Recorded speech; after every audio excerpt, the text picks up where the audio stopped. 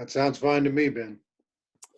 All right, hello and welcome to the Jefferson Educational Society's digital programming. I'm Ben Speggen. I'm the Vice President at the Jefferson and am a contributing editor at the Erie Reader. Joining me in conversation today is Mr. Larry Flatley, the author of the recently published Jefferson essay, COVID-19, Pandemic is a Teachable Moment on Native American History. Larry Flatley grew up on Erie's East Side and is a graduate of Cathedral Prep, the University of Pittsburgh, and the Law School of the University of Pennsylvania. He practiced law for 38 years at the Pittsburgh-based law firm Reed Smith LLP. Since his retirement, he has studied history through the University of Pittsburgh's Osher Lifelong Learning Institute.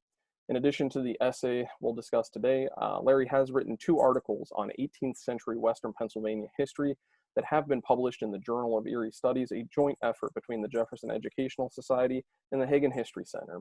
What can we learn during the COVID-19 pandemic from and about Native American history?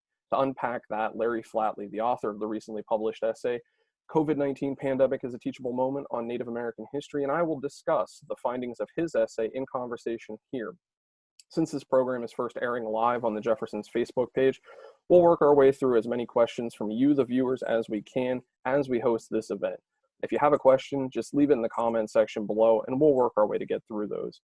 If you are watching a later broadcast of this event, please do feel free to send us questions, and we'll do our best to get them along to Larry. And for more information about upcoming Jefferson Educational Society programs and publications, please do visit www.jeserie.org and like us on Facebook and follow us on Twitter and Instagram. Mr. Larry Flatley, thank you for joining me for this discussion today. Happy to be with you, Ben, even if only virtual. We're doing the best we can, and I'm so grateful for you taking the time to do that. Certainly if we find ourselves in an unprecedented time, and I'm so grateful for your essay, a link of which will be in the comment section here and is available on the Jefferson's website.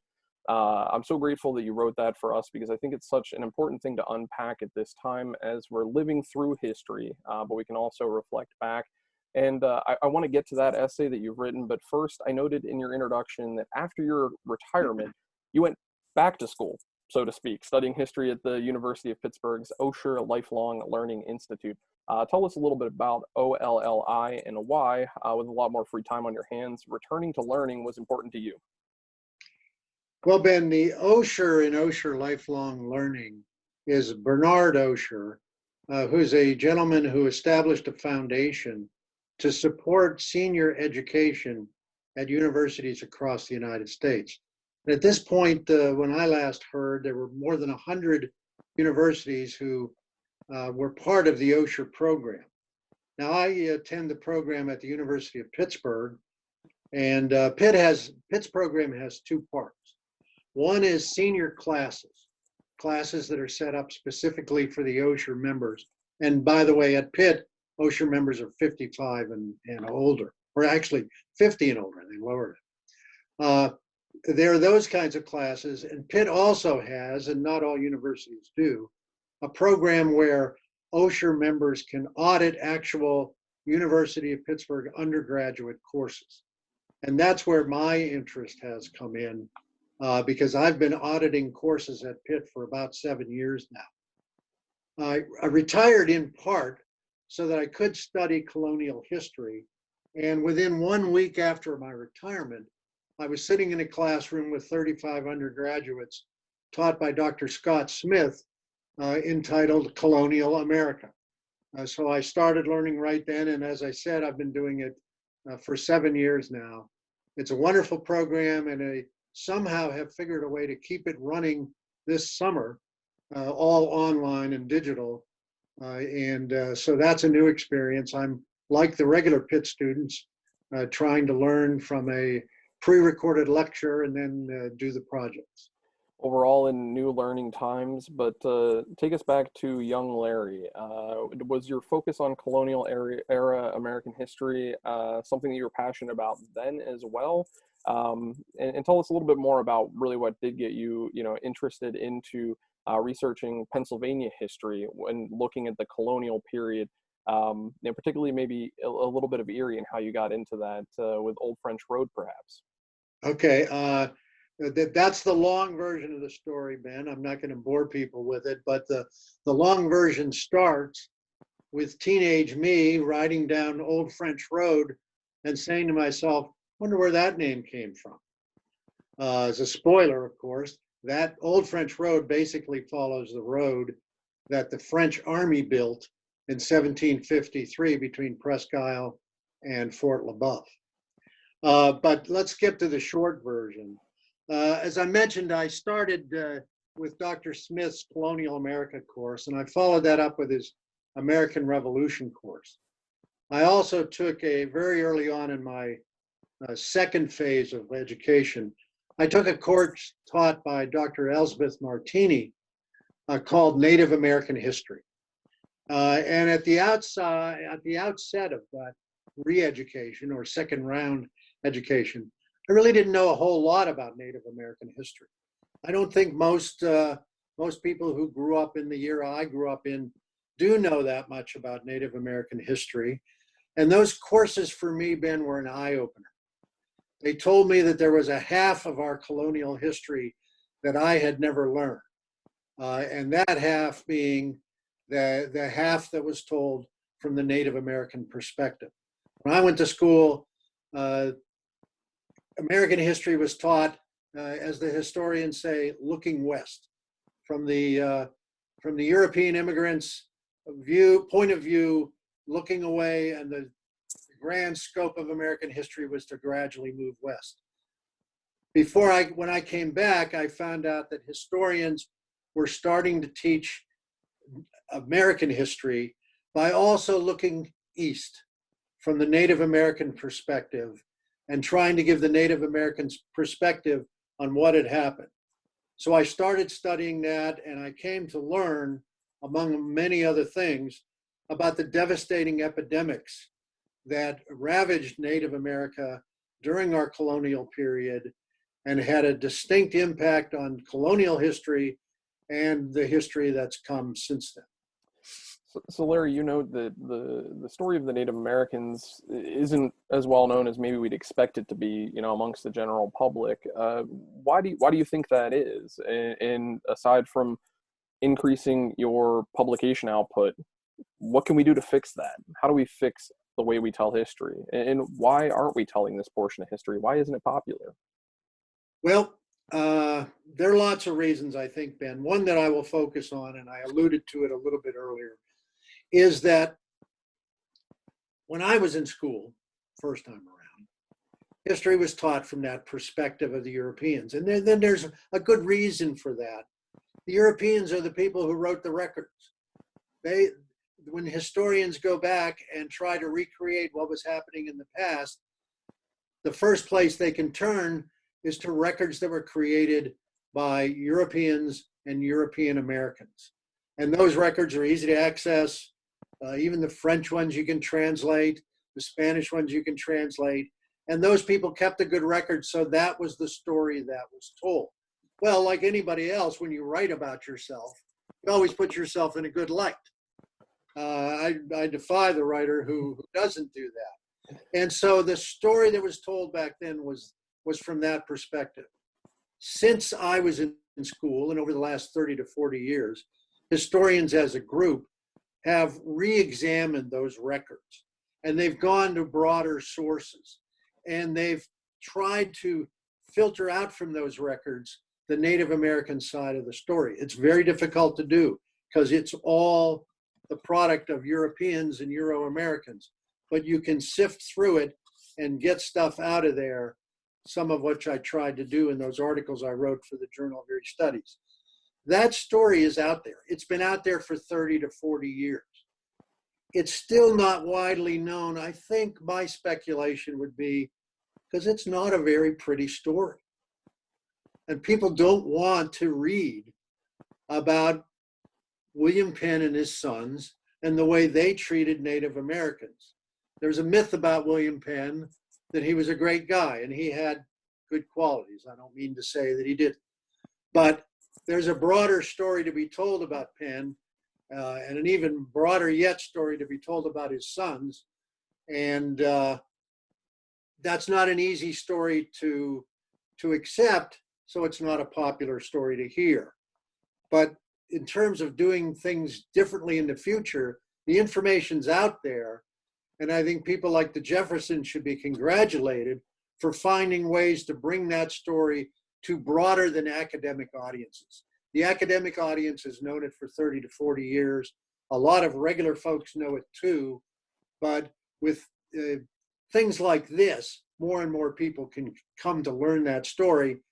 If they come to it like Jefferson audience comes to it, I know from my experience, wanting to learn and with an open mind.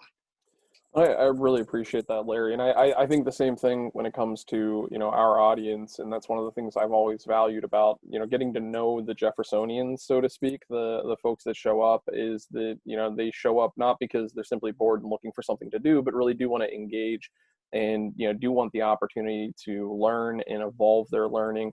And I can't help but think when, you mentioned earlier about, history being recorded largely by the Europeans, just the common phrase of history is written by the victors, and the victor is the one who holds the pen, and that tends to be maybe artfully written to reflect those people a little bit better than maybe perhaps is true. And so thanks to you and to historians out there for sifting through, as you put it, no easy task to sift through multiple layers of truths and the variations of truths to really find the truth, capital T, of what our history tells us and what we can learn. And with that, I want to jump into the report, and I don't want to give away everything because I want to encourage people to go and read your essay. It's such a wonderful, insightful look, and it's available on our website at jeserie.org. But I want to put it to you simply, Larry, how did you conclude that the COVID-19 pandemic is a teachable moment on Native American history? Because I'll be honest, before you came to me with that idea, I hadn't seen that linked anywhere before. And I feel like that's such a novel approach to that. How did you conclude that this pandemic that we're living through right now is a teachable moment on our history in the Native American history? Well, Ben, in my view, a teachable moment is something that unplanned, that occurs, that suggests a diversion from a main topic, a detour, if you will, to another important topic. And in this case, of course, COVID-19 is the main story right now, and what we're trying to do about COVID-19 and how we're trying to deal with it. But the pandemic is a pandemic that is raging across the world because it's something new. It's the novel coronavirus. And as a result of it being something new, the people of the world do not have what's called, and I'm no expert on COVID-19 science, I know what your audience knows, which is what I read and hear constantly every day. Same for me. I'm not an expert, and I don't play one on Zoom calls like this one.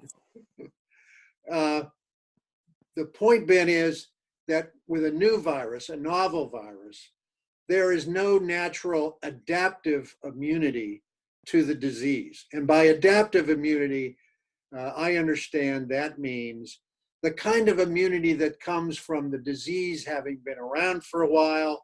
Some people are exposed to it as children and recover from it, and then have immunities that are directly focused on that virus. The novel coronavirus doesn't. And that reminded me of what I had learned in my courses at Pitt and in my research about novel viruses that ravaged colonial Native Americans. And the reason for that was that, long and short, Native Americans had been separated from Europeans for 10 to 15,000 years. During the course of that time, diseases like smallpox, chickenpox, measles, mumps had become epidemics in Europe. Those diseases were largely unknown in North America. Now, about 500 years ago, after Columbus, when Europeans started coming regularly to North America, they brought those viruses with them. Those viruses were endemic in Europe, meaning they were always kind of around there. So when the Europeans came, they unwittingly brought those viruses to a group of people who had never experienced them. And those are called, by the historians at least, virgin soil epidemics. COVID-19 looks like a virgin soil epidemic. And it reminded me of these other virgin soil epidemics. Well, I think that's such a good link there, Larry, to our past and our present, trying to understand that, and the virgin soil pandemic, of the idea of it being transmitted and showing up. And you know, I have to think that, you know, some of the Europeans thought they were escaping these viruses by coming to all of this land where none of the virus is yet present, unwittingly knowing that they're actually bringing it with them, and that would exact a devastation throughout a new land, and would just be devastating for a population already living here. I think an important part of what you do in the essay is you've written about the impact on Native Americans of the epidemics, of the viruses the Europeans brought with them to America, and how devastating that was.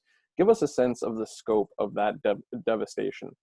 Well, let me try to approach that question this way, Ben.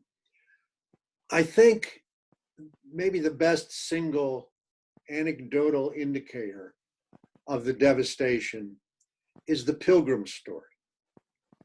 Everybody knows the Pilgrims came to Plymouth in 1620, late in the year. But what they don't know, what most people don't know, is that when the Pilgrims, they took about a month to figure out where they were going to actually do the what they called Plymouth Plantation. And they wandered around searching for the right location, and they finally came across a place that had the trees all removed, but nobody was living there. And they said, aha, this is great. This is just what we need. We don't have to cut down the trees. It's nice and level. We can build our Plymouth here. Well, the reason that land was vacant was because it had been the site for hundreds of years of a native village called Patuxet. The Patuxets were related to today's Wampanoags. The Patuxets lived there for a number of years and had a thriving village there. And in fact, that village was visited by Samuel de Champlain, the great French explorer, in 1605, a mere 15 years before the Pilgrims arrived. And Champlain, if I may, I have very little in the way of visual aids, but I do have one. And it's on the inside cover of Nathaniel Philbrick's excellent book called Mayflower. And inside the cover, Philbrick has reproduced Champlain's map of Plymouth Harbor, done in 1605. And let me show you, see if I can do this, Ben. Oh, wow. Yeah, Larry, we can see that. Okay. Well, you can see on there, Champlain has drawn in a number of native houses, huts. And around each hut is a field in which the natives had grown the traditional three sisters, corn, beans, and squash.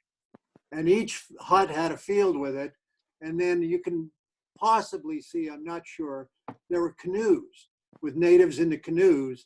And Champlain actually said these canoes were full of cod and other fish because the fish were so plentiful there. And he said elsewhere that natives could reach down into the dirt, into the water, and grab lobsters and grab clams. It was a thriving village that Champlain said had roughly 1,000 to 2,000 people living in it. That was 1605. That was before the virus. In 1616 to 1619, a virus that is attributed to European fishermen who landed in Maine swept down the Atlantic coast and devastated Native American populations everywhere. In the village of Patuxet, the death toll was roughly 75%. Oh, wow. And the remaining people simply abandoned the village, sometimes without even burying the dead. So that's 1616 to 1619. The village that had been there hundreds of years was destroyed and abandoned. The following year, 1620, The Pilgrims arrive. They look around and say, hey, this is wide open for us. This is a miraculous gift from God. The impact of the Native American epidemics on American history started then and continued throughout the colonial period, and frankly, far beyond, although I haven't studied far beyond, as the frontier moved west. Disease moved west with it, and the Native American population was devastated. So that's why COVID-19 triggers, in my mind, a detour, but an important one, to consider that viruses have been shaping our history since Europeans first arrived 500 years ago. Larry, when you started your research and started to really take seriously your application as a scholar, as an historian, your looks at Western Pennsylvania, was this something that immediately stood out to you, the devastation of epidemics amongst the native populations? What was your first reaction when you began unpacking that seriously as you study Western Pennsylvania in particular? What was your reaction? I was stunned. I was stunned at the numbers overall. In those terms, the numbers, it's estimated by one historian who looked at a bunch of different studies, that east of the Mississippi River, in 1492, there were roughly 2 million, at least 2 million Native American people. That historian looked at studies and concluded that in 1750, pretty much in the neighborhood of the American Revolution, well, it was at least boiling up, there were fewer than 250,000 Native Americans. The population loss was roughly in the order of approaching 90%.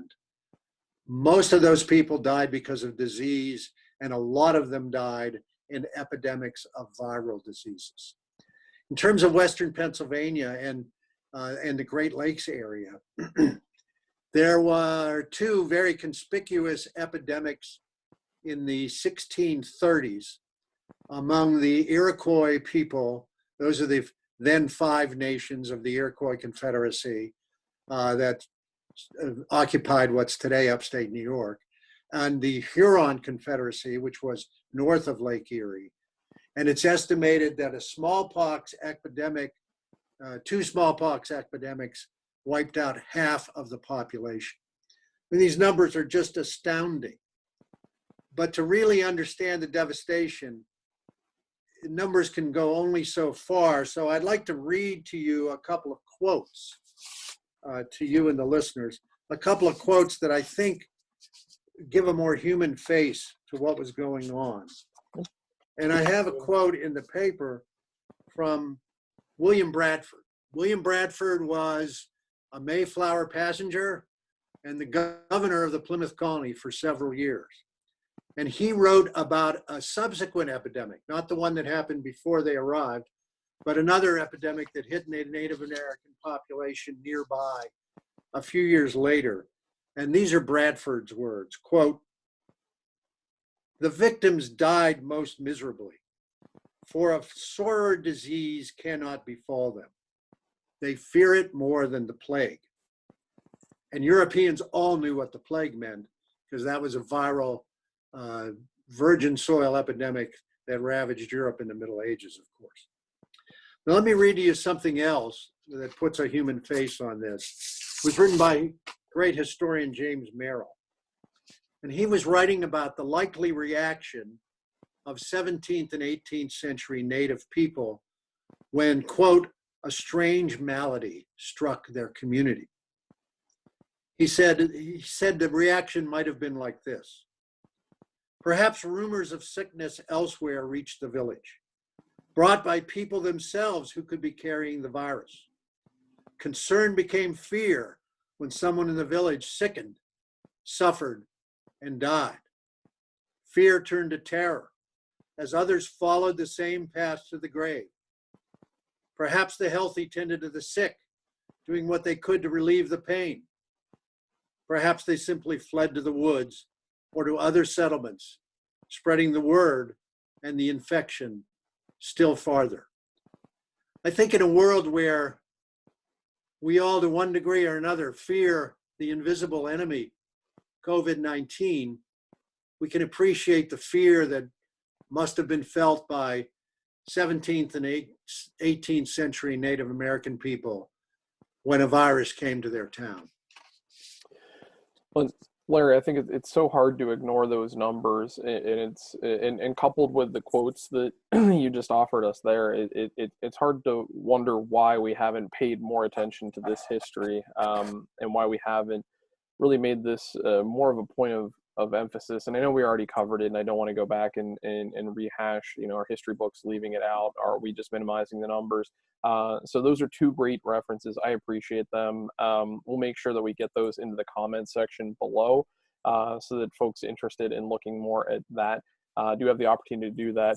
Another thing we acknowledged earlier here, Larry, is neither of us are an epidemiologist, but in a sense of what you've observed so far from the COVID-19 pandemic, and then looking at the epidemics that plagued the natives, what similarities are you seeing? What else does history have to teach us? Lack of immunity, age group impacts, society-wide shutdowns. What else can we learn from history that's important right now that we take a look at? As I said before, I'm no expert. Although I did play one in a courtroom for a while. I used to regularly cross-examine epidemiologists, albeit on entirely different issues. That's another subject for another day. We're going to have to do a program on that, Larry. The first thing I've already alluded to it is that COVID-19 is a virgin soil epidemic. Some, but not all, of the epidemics that victimized Native Americans in the colonial period were virgin soil epidemics. Certainly that one at Plymouth in 1616 to 19 was a virgin soil one. But I want to be careful not to overstate the importance of virgin soil and lack of immunity. Lack of immunity, adaptive immunity in the Native American situation is a factor, but it's not the factor. There are other factors that went into the astounding death toll. And among those other factors are things that were directly the result of European colonialism and European colonial policies. As a result of those policies, there was tremendous poverty and malnutrition in the Native American community. That made people much less able to withstand the onslaught of a virus. Their systems, their bodies didn't have the strength to overcome it. I had as an aside, I had a medical conference with one of my doctors. And of course, we spent half the time talking about COVID-19. And one of the things that he said was that one's ability to survive an attack of COVID-19 has a lot to do with your reserve strength. Well, in the case of the Native American people, their reserve strength was sapped by poverty, by malnutrition, by social dysfunction. It was unbelievable social dysfunction that resulted as a result of the onslaught of colonial settlers into Native American land. And that finds a parallel today in the suggestion that I've read, and nobody's finished the research yet, that the death toll from COVID-19 seems to be worse in minority communities than otherwise, and that a byproduct or that a cause of that is because there are people under distress to begin with. So that is also seen in the Native American epidemics of the 18th century. Now, age groups is an interesting issue. In the classic, the Native American epidemic that people most talk about is smallpox. Smallpox, I've read, tends to attack the hardest in a virgin soil situation. It attacks everybody, but it focuses on people in the 15 to 40 age group. And if you're talking about the colonial period, that is people who are at the heart of their working lifetime. And those people were attacked so hard that they were unable to care for the young and the old. So the devastation spread from the group that was directly affected. And the reason why they were directly affected more so than others was they had mature, well-functioning immune systems. And there was something about the smallpox that caused the immune system to, for lack of a better term, go berserk and actually turn on the person itself. And the immune system attacked the person. That was lesser a case for the elderly because the elderly immune system decreases by aging. Just like I can't run the 100-yard dash as fast as I used to, my immune system isn't what it was when I was 20. So the elderly were less struck by it, but there was nobody to take care of them. And so the devastation ended up across the whole population. In COVID-19, of course, we have a different kind of situation in terms of the age group most affected. Again, I'm no expert, but I tried to look up the Pennsylvania statistics the other day, and I found them very interesting if I can look at them here. 43% of the cases, diagnosed cases of COVID-19 in the Pennsylvania population are people under the age of 50. And something like 57 is over the age of 50. But the deaths are almost 90% age 55 and older. So younger people are getting the disease, but it's killing older people. Nobody's sure why yet. This will be studied for years. But one thought is because an older person's immune system naturally decreases over time. Third parallel that I found that's very interesting is in both the Native American epidemics of the colonial era and COVID-19, there was a virtual shutdown of economic activity, but for different reasons. In the Native American situation, it was those people 15 to 40 who were most affected by smallpox epidemic.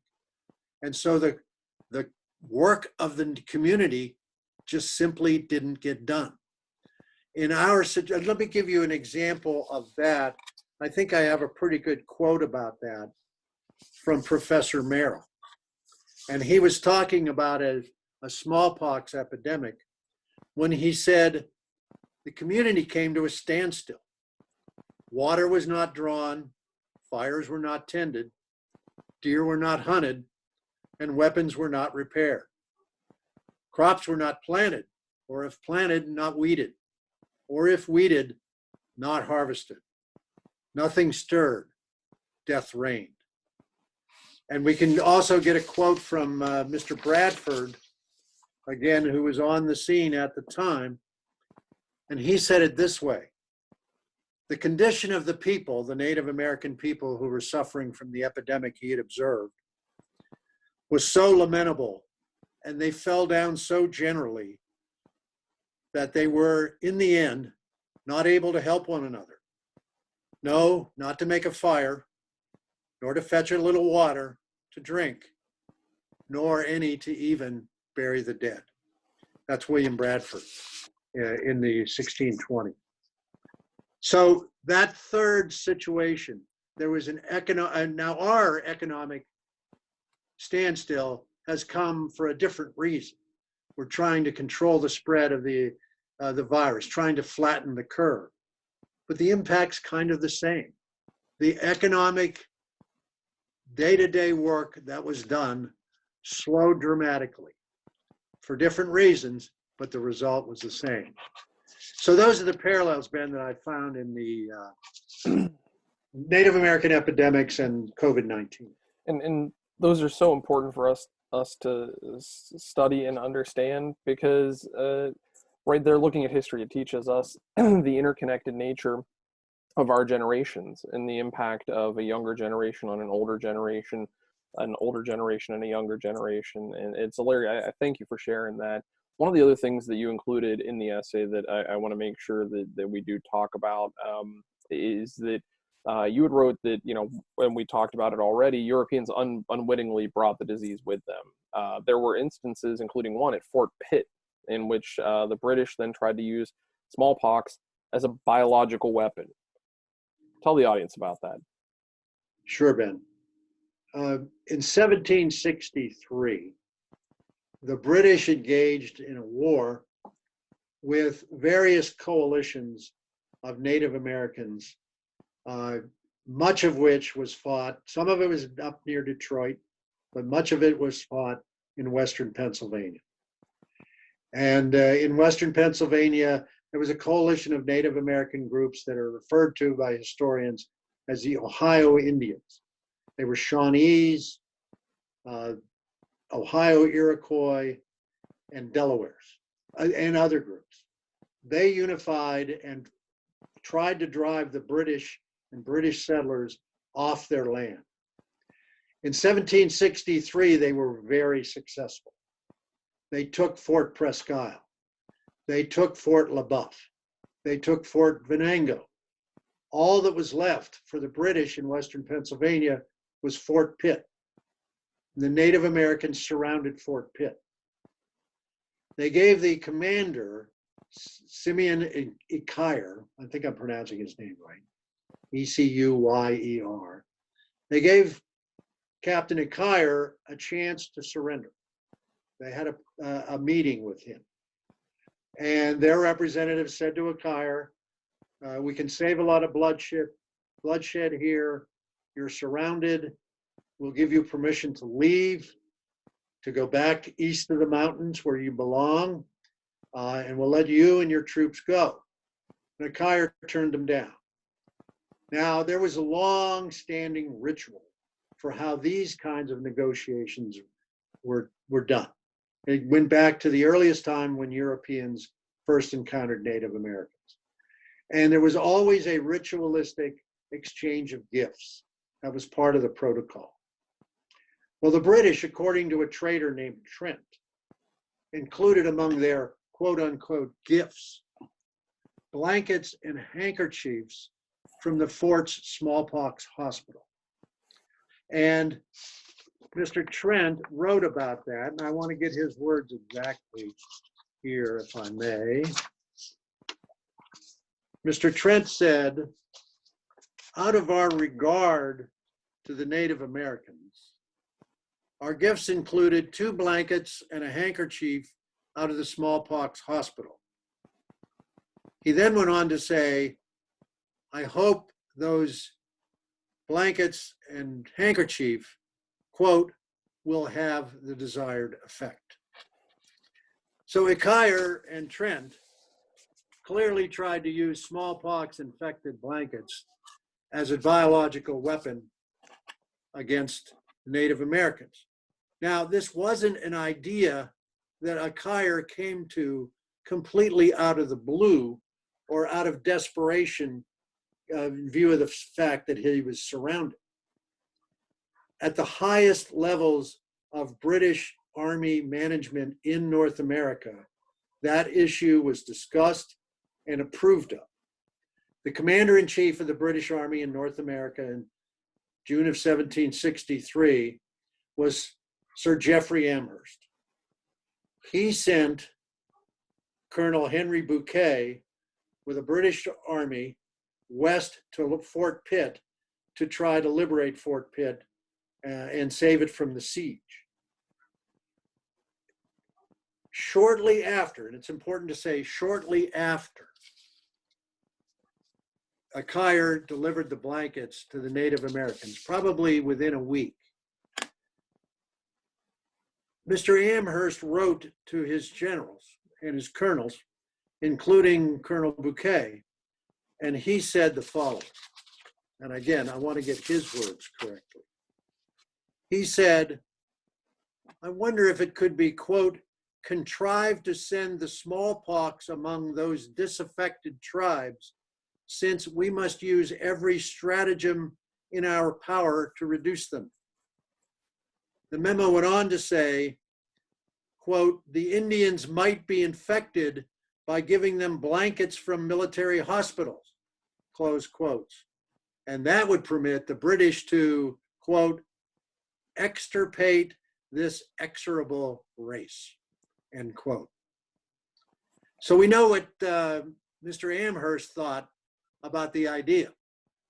And we also know what Colonel Bouquet thought. Colonel Bouquet responded to Amherst's memo and promised that if he had the opportunity, quote, "I will try to inoculate the natives with some blankets, but I will take care not to get the disease myself." So we know that those quotes were after Okier did what he did. What we don't know is whether Okier knew that that was okay when he did what he did. And we'll never know that. We don't have the records. But we do know that they were certainly okay with the idea of using smallpox as a biological weapon. They, Amherst and Bouquet, and that Okier and Trent actually tried to do that. Well, I think that this is such a poignant example and powerful example of unpacking that history of there might be some skeptics that let it hang on the words of we hope it had their desired effect. Certainly it punches heavier, when we think that the desired effect is to introduce smallpox to a native tribe. But one might make the case, well, the desired effect could be to use a blanket to warm oneself. But then looking at all of what else you just unpacked, it's hard to deny that they were looking at biological weapons in this case in such a dark part of history that we have there. Larry, we're almost out of time, but I'd be remiss if I didn't say the title of a program, From Peaceable Kingdom to Slaughterhouse, Colonial Pennsylvania and Native Americans. We have a video on our website now of that lecture bearing that title that's available. Folks can watch, and it's a presentation you've given at the Jefferson, and we've helped you've helped us take it on the road to the Jefferson satellite initiatives. A hearty thanks to our friends at the Pennsylvania Cable Network, PCN, for recording it and broadcasting it, and bigger thanks to you for bringing it to the Jefferson in the first place. Tell us a little bit about that program. I'd be remiss if I didn't mention it and encourage people not only to go read the report we're talking about today, the essay that we're talking about today, but to watch that video. Can you give us a little snippet to entice some people to go over to the video section of the Jefferson and give that a watch? Sure. I won't tell them how long it is as a way to entice them. It's just the right amount. The talk was about Pennsylvania colonies' relationship with Native American groups. And by that, I mean from when William Penn arrived in 1682 to the end of the American Revolution. For the first 70 years of that period, things were more or less peaceful. But William Penn, who didn't use force like a lot of other British colonists did, and didn't use fraud, structured a system that ultimately was never going to work. He was in the land business, and his business was selling land to European settlers. And those settlers were coming by the thousands and thousands. Eventually, shortly after Penn's death, 100,000 British settlers, British and German settlers. It was never going to work because they had a completely different conception of how to use the land from the Native Americans. And those settlers were going to push and push. And eventually they pushed and pushed. And what had been called in the early days the Peaceable Kingdom became what historian James Merrill, who I quoted earlier, called a slaughterhouse. Between 1755 and 1783, a period of less than 30 years, the colony and its native inhabitants engaged in 3 bloody, brutal, terroristic wars. There were atrocities on both sides. At the end of the day, Native Americans were either killed or pushed out of Pennsylvania. And you can make a case that the impact of that remains to this day. Because in the United States censuses of 2000 and 2010, Pennsylvania was 50th and 49th in the percentage of Native American inhabitants. So that's the long and short of that talk. And I really would encourage anybody who's tuning into this program to go and give that a watch. Larry Flatley does such a great job illustrating how, like you said, not by force, Penn's early sown seeds of disaster really were brought to fruition by his heirs over decades. Such an insightful look there. I would encourage people to take a look at that on our website, jeserie.org. But Larry, back to your essay for the final question. COVID-19 pandemic is a teachable moment on Native American history. For anyone here thinking about all of the things that they've heard, all of the things that we've had a chance to talk about, and all of the things they've read or will read in your wonderful essay, what are the main points that you think the audience should take away? What do you want them to take away most from your essay and our discussion here today? Let me summarize it this way. Epidemics have been shaping American history since Europeans first arrived. This is another in a very long series of epidemics, pandemics that have had a dramatic impact on the history of America. Secondly, the devastation to colonial American Native Americans during the colonial period is unfathomable. And so far, COVID-19 seems to be orders of magnitude less than that. I think Plymouth is an example of how American history has been shaped by epidemics. And it's, if you will, a metaphor for what happened all across the continent. And then the final point is there are a number of similarities and differences between COVID-19 and the Native American epidemics.